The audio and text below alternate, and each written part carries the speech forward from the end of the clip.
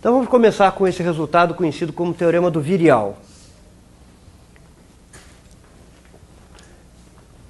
Em várias situações, pode ser possível,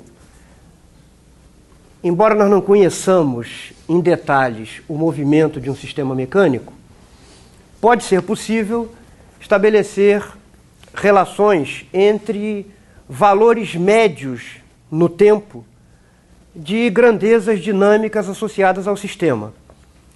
Isso é particularmente útil no caso de sistemas periódicos. Então, o sistema pode ser um sistema periódico complicado, mas pode ser possível relacionar valores médios no tempo de grandezas dinâmicas associadas ao sistema. E, dessa maneira, nós podemos obter algumas informações sobre o sistema sem necessariamente termos resolvido completamente as equações de movimento do sistema. O teorema do virial é um resultado desse gênero, que relaciona, sob certas circunstâncias, que nós vamos especificar aqui, os valores médios de grandezas mecânicas importantes, ou grandezas dinâmicas importantes associadas ao sistema mecânico. O teorema do virial, então, fala alguma coisa a respeito de médias. Então vamos começar definindo genericamente o que se entende por média de uma função do tempo. Então suponha que se tem uma função real, o valor médio dessa função f, que nós vamos simbolizar desta forma, é por definição este limite aqui, sempre que o limite existe, evidentemente.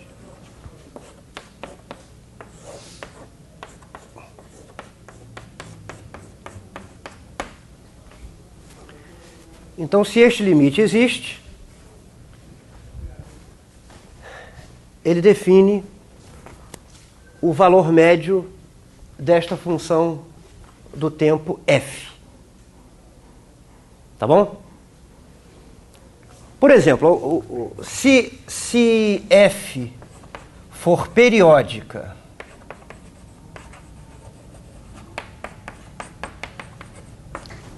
com um período que vamos chamar de tal, se a função f é integrável num período, não é difícil mostrar que este limite aqui é exatamente a mesma coisa que isto aqui, que é o valor médio da função num período. Tá bom? Essa definição de valor médio, né? Bom, vamos olhar para esta aqui, né? No caso de função periódica. A interpretação geométrica disso aqui é muito simples. Imagine uma função f. Suponha que essa função seja periódica. Então, vamos considerar um intervalo de 0 até o período dessa função. Suponha que ela faça alguma coisa aqui, depois ela tem que retornar a esse valor e depois esse gráfico se repete, tá?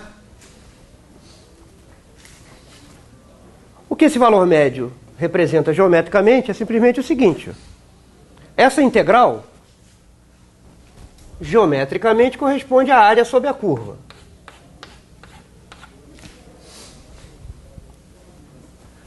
Tal é esse comprimento aqui no eixo das abscissas.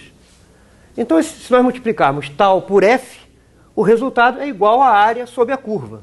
Isto quer dizer que o valor médio da função é um certo valor aqui,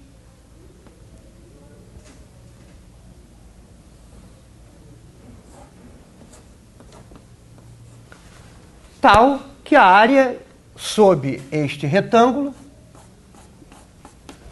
é exatamente igual à área sob a curva, sob o gráfico da função f. Tá?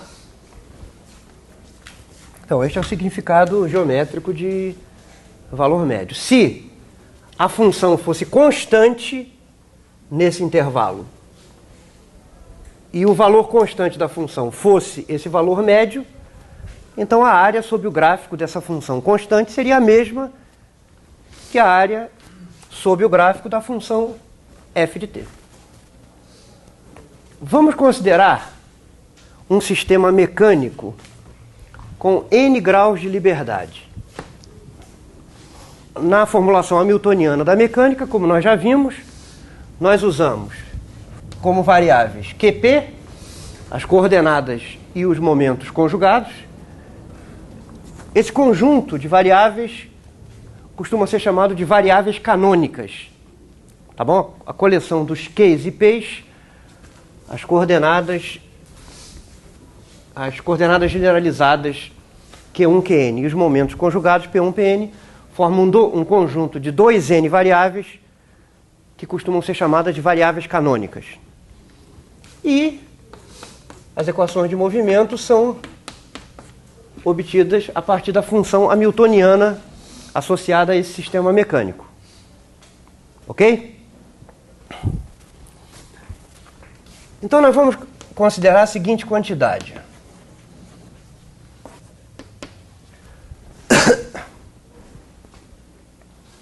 Esta quantidade aqui,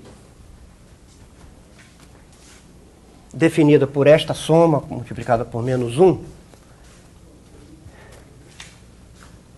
é análoga à soma de RK escalar FK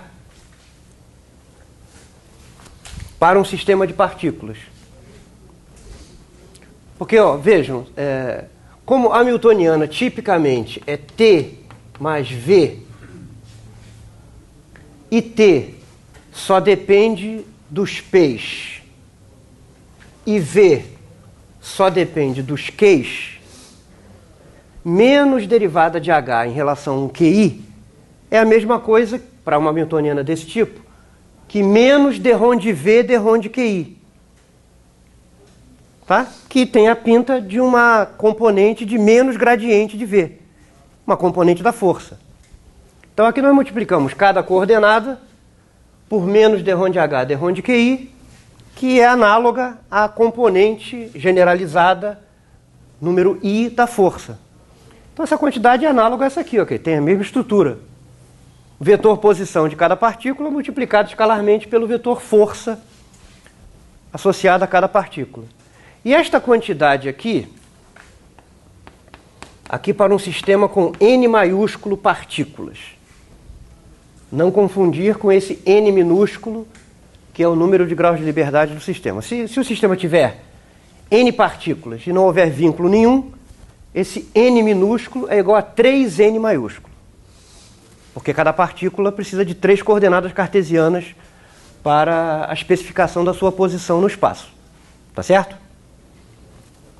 E esta quantidade aqui, aí varia de autor para autor. O valor médio dessa quantidade não importa. Esta quantidade ou alguma coisa relacionada a ela é conhecida como virial de Clausius. Você já deve ter ouvido falar nesse nome, né? Clausius deu importantes contribuições à termodinâmica. E essa quantidade aqui, a teoria cinética dos gases, essa quantidade foi introduzida por Clausius na teoria cinética dos gases e foi chamada de virial. Essa palavra aqui é derivada de uma palavra em latim chamada vis, que significa força. A força aparece aqui, tá? Então essa palavra é derivada da palavra latina que significa força. O que o teorema do virial diz é o seguinte: sob certas condições que nós vamos especificar, o valor médio desta quantidade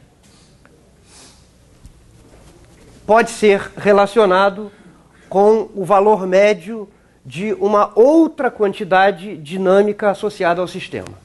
Então nós vamos enunciar o teorema de modo geral, Depois vamos ver algumas aplicações em casos específicos, tá bom?